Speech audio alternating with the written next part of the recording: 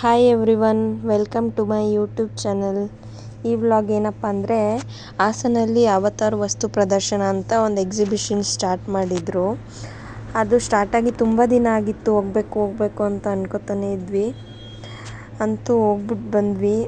ನನ್ನ ಮಗನಿಗೋಸ್ಕರನೇ ಹೋಗಿದ್ದು. ಮಕ್ಕಳು ಎಷ್ಟು ಎಂಜಾಯ್ ಮಾಡ್ತಾವಲ್ವ, ಎಷ್ಟು ಅಬ್ಸರ್ವ್ ಮಾಡಿ ಏನು ಇಷ್ಟು ಡಿಫ್ರೆಂಟಾಗಿದೆಯಲ್ಲ ಅಂತ ಎಲ್ಲ ಅಬ್ಸರ್ವ್ ಮಾಡಿಕೊಂಡು ಅವನು ಅದನ್ನು ನೋಡಿ ಎಂಜಾಯ್ ಮಾಡ್ತಿರೋದನ್ನೇ ಅವನು ನೋಡೋಕ್ಕೆ ನಮಗೊಂಥರ ಖುಷಿ ಆಗ್ತಿತ್ತು. ಇದು ಅವನಿಗೋಸ್ಕರನೇ ಹೋಗಿರೋದು. ನಾವು ಸಂಡೇ ಹೋಗಿರೋದ್ರಿಂದ ತುಂಬ ಅಂದರೆ ತುಂಬ ಕ್ರೌಡ್ ಇತ್ತು. ಅದು ಟೈಮಿಂಗ್ಸು 5 to 10 ಏನೋ ಇತ್ತು. ಎಷ್ಟು ಜನ ಅಂದರೆ ತುಂಬ ಜನ ಇದ್ದರು.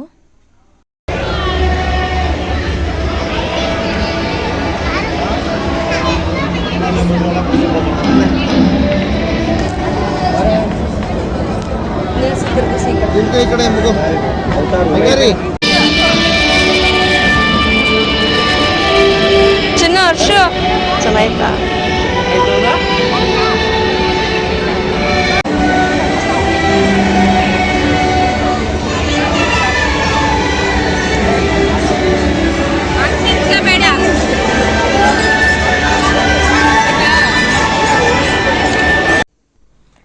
ವೀಕೆಂಡಲ್ಲಿ ಎಲ್ಲಿ ಹೋದ್ರೂ ಜನನೇ ಇರ್ತಾರೆ. ಒಂದು ಸಿಂಗಲ್ ಪಿಕ್ಚರು ಕ್ಯಾಪ್ಚರ್ ಮಾಡ್ಕೊಳ್ಳೋಕ್ಕಾಗಲಿಲ್ಲ ನಾವು. ಅಷ್ಟು ಜನ ಹೋಗ್ತಾನೆ ಇದ್ದರು, ಮುಂದೆ ಬಂದುಬಿಡ್ತಿದ್ರು. ಒಂದು ಫೋಟೋ ತಗೋತ್ಲಕ್ಕೆ ನಿಂತ್ಕೊಂಡ್ರೆ ಸಾಕು ಜನ ಬಂದುಬಿಡ್ತಿದ್ರು.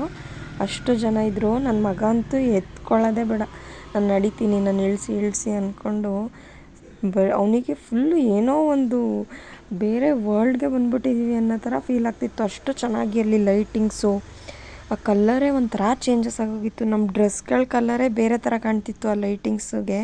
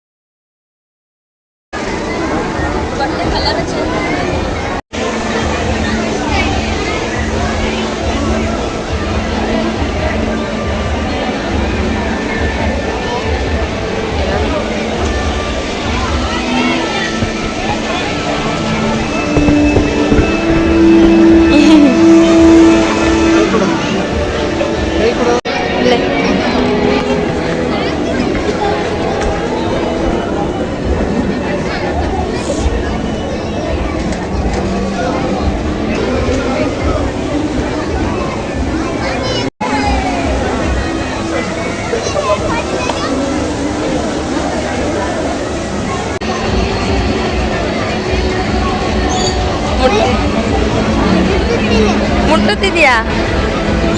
ಬಾ, ಬೇಡ, ಬಿತ್ತೋಗುತ್ತೆ. ಬಾ.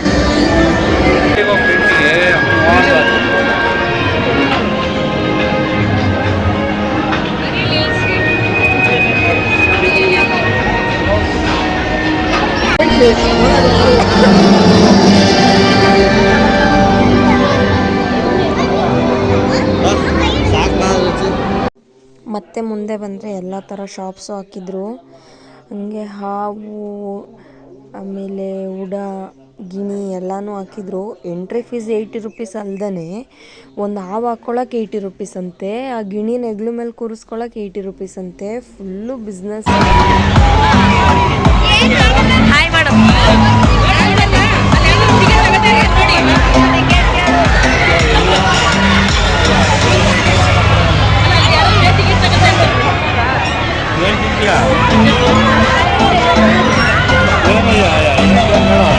ಬಾಯ್ ಪಾಪು, ಗಟ್ಟಿ ಹಿಡ್ಕೊಂಡು ಕುತ್ಕೋ.